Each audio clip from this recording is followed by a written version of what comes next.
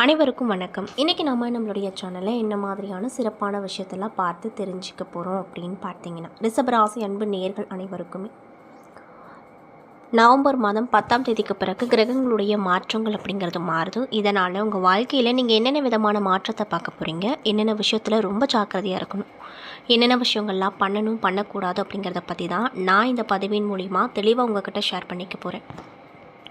இந்த பதிவில் சொல்லக்கூடிய ஒவ்வொரு தகவலுமே கண்டிப்பாக ரிஷபராசிக்காரங்களுக்கு ரொம்பவே பயன் தரக்கூடிய தகவலாக தான் இருக்க போகுது. ஸோ வீடியோவை ஸ்கிப் பண்ணாமல் தொடர்ச்சியாக பாருங்கள். மேலும் உங்கள் ராசி அதிபதி அப்படின்னு சொல்லக்கூடிய சுக்கிர பகவானை உங்களுக்கு ரொம்ப ரொம்ப பிடிக்கும் அப்படின்னா அந்த வீடியோக்கு ஒரு லைக் பண்ணிவிட்டு நம்மளுடைய கமெண்ட் பாக்ஸில் சுக்கிர பகவானுக்கு போற்றி அப்படின்னு சொல்லி மறக்காமல் பதிவிடுங்க. இந்த சமயத்தில் நீங்கள் அவரை நினச்சி இப்படி ஒரு விஷயம் பண்ணும்போது கண்டிப்பாக நீங்கள் என்ன விஷயம்லாம் நடக்கணும்னு நினைக்கிறீங்களோ அந்த விஷயங்கள் அனைத்தையுமே அவர் நிச்சயமாக நடத்தி கொடுப்பாரு. ஸோ நம்பிக்கையோடு இந்த ஒரு விஷயத்தை பண்ணி பாருங்கள். மேலும் நீங்கள் இப்போ தான் முதன்முறையாக நம்மளுடைய சேனலை பார்க்குற மாதிரி இருந்தால் மறக்காமல் சப்ஸ்கிரைப் பண்ணிவிட்டு கீழே இருக்கும் பெல்லைக்கானையும் மறக்காமல் கிளிக் பண்ணுங்கள். அப்போ தான் நம்ம சேனலில் போடுற ஒவ்வொரு வீடியோவும் நோட்டிஃபிகேஷனாக உங்கள்கிட்ட உடனுக்குடனே வந்து சேரும். ஸோ இப்போ வாங்க நம்ம வீடியோக்குள்ளே போய் தெளிவாக பார்த்து தெரிஞ்சுக்கலாம். ரிஷபராசியில் கார்த்திகை 2, 3, 4 பாதங்கள், ரோகிணி, மிருகசீரிஷம் 1 மற்றும் 2ஆம் பாதங்கள் என நட்சத்திரங்கள் அடங்கியிருக்கு. கிரக நிலைகளை ஆராய்ந்து பார்க்கும்போது தைரிய வீரிய ஸ்தானத்தில் குரு, சுகஸ்தானத்தில் கேது, பஞ்சமஸ்தானத்தில் சுக்கிரன், ரணருண ரோகஸ்தானத்தில் சூரியன் புதன், சப்தமஸ்தானத்தில் செவ்வாய், தொழில் ஸ்தானத்தில் சனி மற்றும் ராகேன கிரக நிலைகள் அமைஞ்சிருக்கு. இதனால் உங்களுக்கு இந்த காலகட்டம் என்ன மாதிரியான மாற்றத்தை தரக்கூடிய காலகட்டமாக அமையப்போகுது அப்படின்னு பார்த்தீங்கன்னா, வீண் செலவு ஏற்பட்டாலுமே அதை சமாளிக்கும் விதத்தில் வரவு அப்படிங்கிறது உங்களுக்கு இருந்து கொண்டே இருக்கும். அதனால் கவலைப்பட வேண்டாம் அப்படின்னு சொல்லப்பட்டிருக்கு. பயணங்கள் மூலமாக அலைச்சல் அப்படிங்கிறது அதிருப்தியை உண்டாக்கக்கூடும். கனவுகளால் தொல்லைகள் வரக்கூடும். சரியான நேரத்தில் தூங்க முடியாத சூழ்நிலை உருவாகும். உஷ்ண சம்பந்தப்பட்ட நோய்கள் வரக்கூடும். அதனால் பார்த்து கவனமாக இருங்க. தொழில் வியாபாரத்தை பொறுத்த வரைக்கும் பண தேவைகள் ஏற்படலாம். கடன் விவகாரங்களில் கவனமாக செயல்படுவது ரொம்ப நல்லது அப்படின்னு வலியுறுத்தப்பட்டிருக்கு. உத்தியோகத்தை பொறுத்த வரைக்கும் உத்தியோகத்தில் இருக்கக்கூடிய ரிஷபராசிக்காரங்களுக்கு இந்த காலகட்டம் அப்படிங்கிறது எப்படி இருக்க போகுதுன்னு பார்த்தீங்கன்னா, ஓய்வு இல்லாமல் பணியாற்ற வேண்டிய நிலைகள் உண்டாகும். இயந்திரம், நெருப்பு, ஆயுதத்தை பயன்படுத்துவோர் மிகவும் கவனமாக இருப்பது அவசியமான ஒரு விஷயமாக பார்க்கப்படுது. மேலும் உங்களுடைய குடும்பத்தில் தேவையற்ற பிரச்சனைகள் வரக்கூடுங்க. கணவன் மனைவிக்கிடையே கருத்து வேற்றுமைகள் ஏற்பட்டாலுமே அது சீக்கிரம் சரியாகிடும். வீடு வாகன தொடர்பான செலவுகள் உண்டாகும். மேலும் பிள்ளைகளுக்காக கூடுதல் செலவு செய்ய வேண்டிய நிலைகள் உண்டாகும். உறவினர்களிடம் கவனமாக இருங்க. பெண்களுக்கு மற்றவர்களின் வேலைக்காக அலைய நேரிடும். மாணவர்களுக்கு கல்வியை தவிர மற்றவர்களின் கவனத்தை சிதற விடக்கூடாதுங்க. மேலும் வாகனங்களில் செல்லும் பொழுது ரொம்ப ஜாக்கிரதையாக இருக்கணும் அப்படின்னு சொல்கிறாங்க. அது மட்டும் இல்லாமல் உங்களுக்கு இந்த காலகட்டத்தில் தேவையற்ற அலைச்சலை குறைத்து கொள்வது நல்லது. எல்லா வகையிலுமே நன்மைகள் அப்படிங்கிறது கண்டிப்பாக கிடைக்கும். மற்றவர்களுக்கு உதவி செய்ய தூண்டும். பிரிந்து சென்றவங்க மீண்டும் சந்திக்க நேரிடும். மாணவர்களுக்கு கல்வியில் வெற்றி கிடைக்கும். மேல் படிப்பு படிக்கவும் எடுத்து வைக்கக்கூடிய முயற்சி எல்லாத்துலேயுமே சாதகமான பலன்கள் கிடைக்க போகுது. அதில் எந்த ஒரு மாற்று கருத்தும் இல்லை அப்படின்னு சொல்கிறாங்க.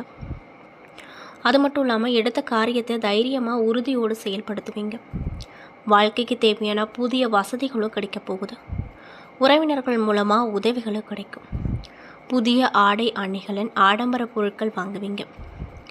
வீடு மனை வாங்க திட்டம் போடுவீங்க. இன்னும் சிலருக்கு புதிய வாகனம் வாங்கக்கூடிய வாய்ப்புகள் அமைஞ்சிருக்கு. அது மட்டும் இல்லாமல் எடுத்த காரியத்தை சிறிது முயற்சிக்கு பிறகு தான் நடத்தி வைக்க முடியும். தொழில் மற்றும் வியாபாரத்தை பொறுத்த வரைக்கும் உங்களுக்கு ஏற்ற இறக்கமாக இருந்து சீராக மாறிடும்.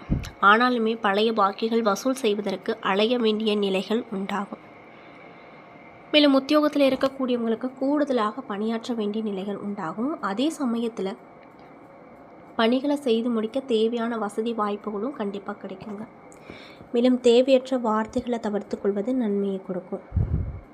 அதே போல் நீங்கள் என்ன மாதிரியான விஷயத்தை பரிகாரங்கள் மாதிரி பண்ணணும் அப்படின்னு பார்த்தீங்கன்னா, ஆண்டாள் தாயாரை வணங்கி வருவது நன்மையை ஏற்படுத்தி கொடுக்குங்க. மேலும் உங்களுக்கு சந்திராஷ்டம தினங்கள் நவம்பர் 23, 24, அதிர்ஷ்டம் தரக்கூடிய தினங்கள் நவம்பர் 5, 6 அப்படின்னு சொல்லப்படுது.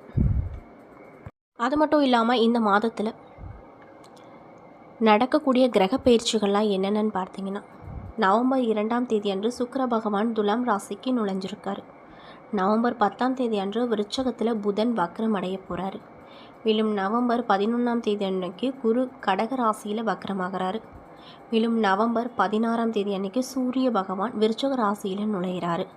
மேலும் நவம்பர் 23ஆம் தேதி அன்று புதன் பகவான் துலாம் ராசியில் நுழைகிறாரு.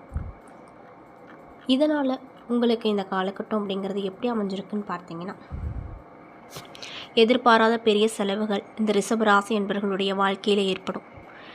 நிதி வரவு செலவு திட்டங்களை சீர்குலைக்க செய்யும். அதனால் பணம் சார்ந்த விஷயத்தில் ரொம்ப கவனமாக நீங்கள் இருக்கணும். மேலும் இந்த நேரத்தில் உங்களுடைய குழந்தைகள் தொடர்பான விஷயங்களை பற்றி நீங்கள் கவலைப்படுவீங்க. வேலையில் இருக்கக்கூடிய ரிஷப ராசிக்காரங்களுக்கு கூடுதல் பணி சுமை எதிர்கொள்ளக்கூடிய நிலைகள் உண்டாகும். தொழில், வணிகம் அல்லது தனிப்பட்ட காரணங்களுக்காக நீண்ட நேரம் அல்லது குறுகிய தூரம் பயணிக்க வேண்டிய நிலைகள் உண்டாகும். அது மட்டும் இல்லாமல் வணிகர்கள் மாதத்தின் நடுப்பகுதிக்கு மேலே நிதி பரிவர்த்தனைகளில் எச்சரிக்கையாக இருக்கணும். எந்த ஒரு பிரச்சனையும் தவிர்க்க அனைத்து ஆவணங்களையும் முழுமையாக இருப்பதை உறுதி செஞ்சுக்கணும். நிலம் அல்லது சொத்து வாங்கக்கூடிய நிலைகள் அல்லது விற்கும் போது அனைத்து ஆவணங்களையும் கவனமாக கையாளுவதும். ஏன் அப்படின்னா இது போன்ற பிரச்சனைகளுக்கு வழிவகுத்துரும். அதனால் பார்த்து கவனமாக இருங்க. மாதத்தின் நடுப்பகுதிக்கு மேலே ஒரு குறிப்பிட்ட முயற்சியில் நீங்கள் குறிப்பிடத்தக்க வெற்றியை பார்க்க முடியும். ஆனாலுமே உங்கள் அமைதியை இழப்பது அல்லது வெற்றியின் உற்சாகத்தில் உங்கள் அன்புக்குரியவர்களை புறக்கணிப்பது போன்ற தவறை தவிர்த்து கொள்வது நல்லது. உங்கள் திருமண வாழ்க்கை அப்படிங்கிறது மகிழ்ச்சி தரக்கூடியதாக நிச்சயமாக இருக்கும். அதில் எந்த ஒரு மாற்று கருத்தும் இல்லை அப்படின்னும் சொல்லப்பட்டிருக்கு. மேலும் ரிஷப ராசியில் இருக்கக்கூடிய கார்த்திகை 2, 3, 4 பாத நட்சத்திர நண்பர்களுக்கு இந்த காலகட்டம் அப்படிங்கிறது எப்படி அமைஞ்சிருக்கு அப்படின்னு பார்த்தீங்கன்னா, மாதம் முழுவதும் சத்ரு ஜெயஸ்தானத்தில் சஞ்சரிக்கக்கூடிய சூரியன் செல்வாக்கு உங்களுக்கு உயர்த்த செய்வார். நினைத்ததை சாதித்திடும் அளவுக்கு உங்கள் நிலையை மாற்றி கொடுப்பார்.